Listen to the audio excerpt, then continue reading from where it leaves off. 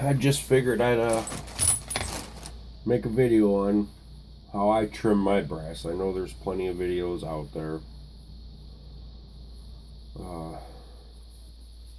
Just wiping off the excess glue. These are Lake City brass 30-06. Already took the military crimp out, cleaned them, sized them.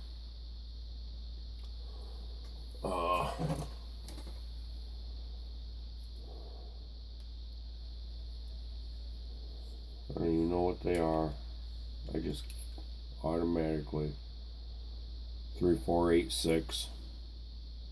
I think minimum is 3484. So this is only going to take off like 10,000s. You can see I use the Deluxe Quick Trimmer. It actually catches. I use my little press for it because if you can see, brass gets everywhere.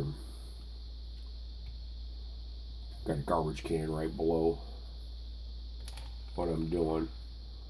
And I've learned that I see a lot of guys, they either start the drill. Oop, I think you guys fell. Yep.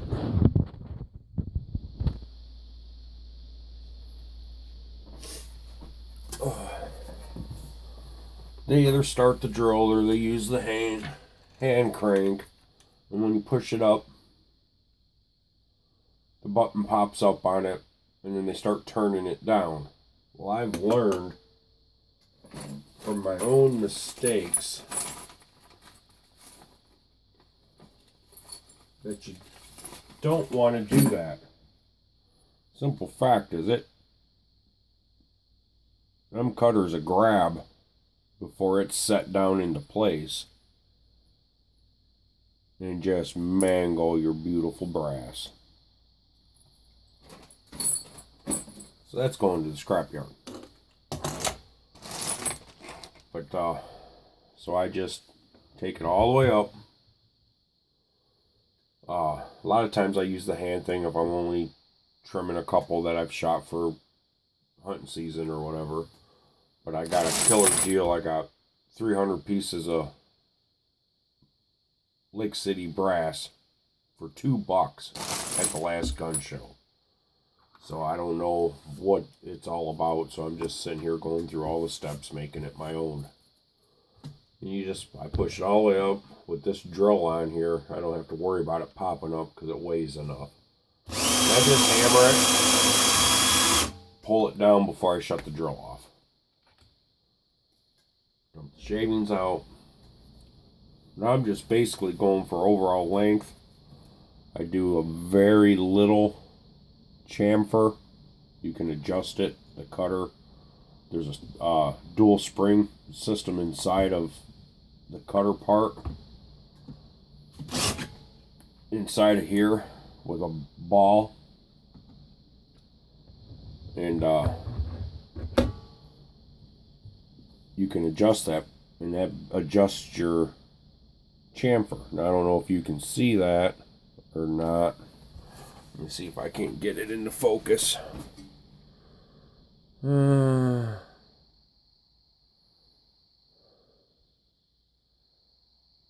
on, focus. Just chamfers. I got it chamfered just a little because I put a nice crimp on all my stuff, so I just want to take off the edge from trimming.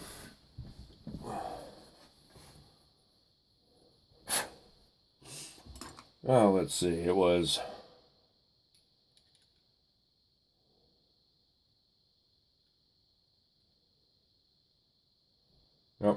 took off 10,000s. 24855 now instead of 2485 or 24865. That's just a little above minimum.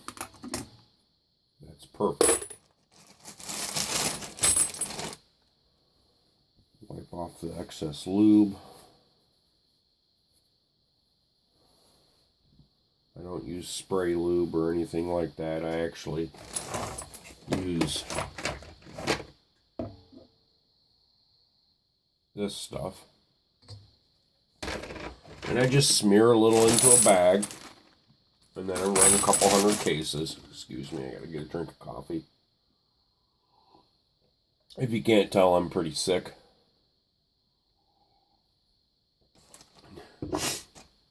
New Year's Eve last night. Couldn't even go out. Sitting here on New Year's Day trimming brass. Oh, let's see what this one's gonna be.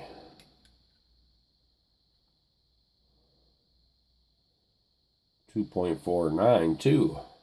This one's going to take a little more off. Oh,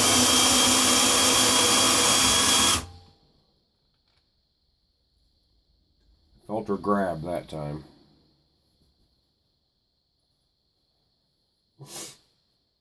Oh.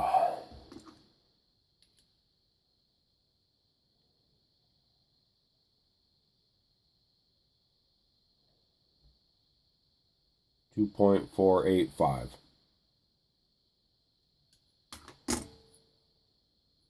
Ready to be primed and loaded.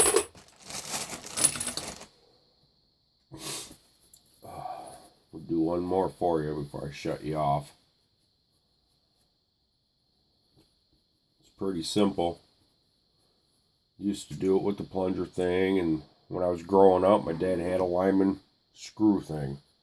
Oh, he used to make me do that because he hated trimming brass. I think for Christmas I should have got him this setup. It just cost a few dollars. I even do my final trimming for my 300 blackout on this thing. With that much brass every so often, you gotta pull the head out and clean the little deburr parts in there. They get, excuse me, they get a little plugged up with that much.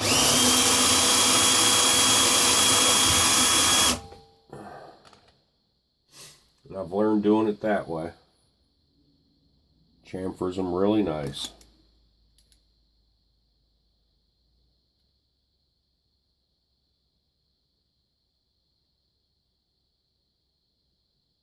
That one's almost perfect. 2.4845. Hodgson says it's 2.284. Anyway,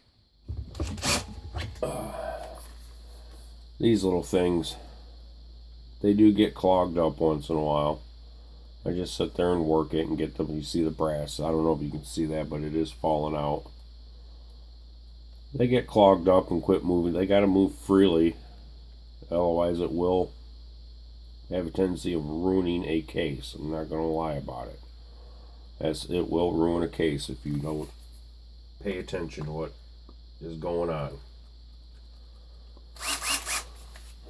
And if you're like me and you hunt for the deals on the brass and you go out to the ranges and you scavenge every piece of brass you can find and to reload or stockpile, kind of cracks me up. I guess my family was a hoarder before the country knew what hoarders were. Because I grew up in a house that had military cans full of 30-06. I bet you my dad's got 40 cases of loaded shotgun shells. Not what you consider cases now. True cases. 500 round cases. Foot Locker's full of 22 ammo. He hasn't had to buy 22 ammo in probably 20 years. I pulled out a brick last time I was up there to go shooting with the kids. A brick of 22 ammo. $3.75 price tag on it. if you can only find it for that now. It's just, and I guess that's where I got it from. That, and I think it's just a joy of reloading. I get killer deals on brass. I just reload and reload. I reload 10 times more than what I shoot in a year. I might shoot 500 9mm a week. I probably load 1500 millimeter 9mm a week. It just, every piece of brass I find gets loaded, even if I don't have a gun for it. I sold my 45, still loading the ammo. You never know.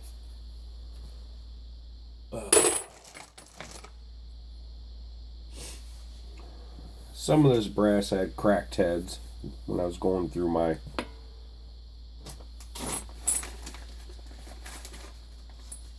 let's see if I can find one for you here. With a busted head here. Bought this stuff and it coming. Guy just had it filled up. So as I was going through it after I got home, I think this is the second one I found like that.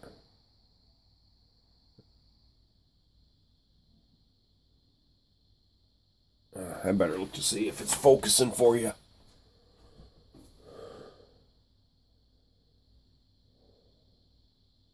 Cracked head.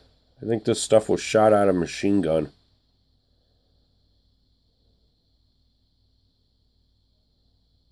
It's got a, most of them, this one don't.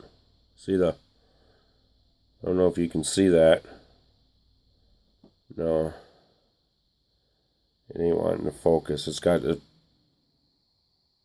scratch, and it's a semi-automatic at least. They all got a tail scratch going down it, just like my AK and ARs put in them.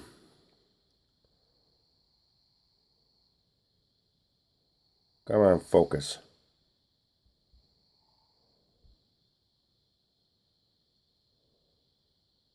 But yeah, a couple of them like that. They're not a total loss. I'll wait till brass goes back up and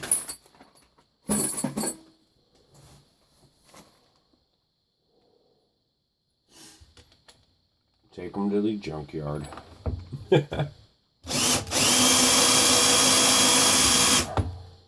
That one didn't take nothing off.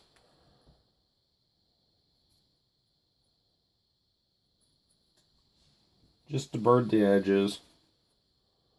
But yeah, that's how I deburr. Have a good one.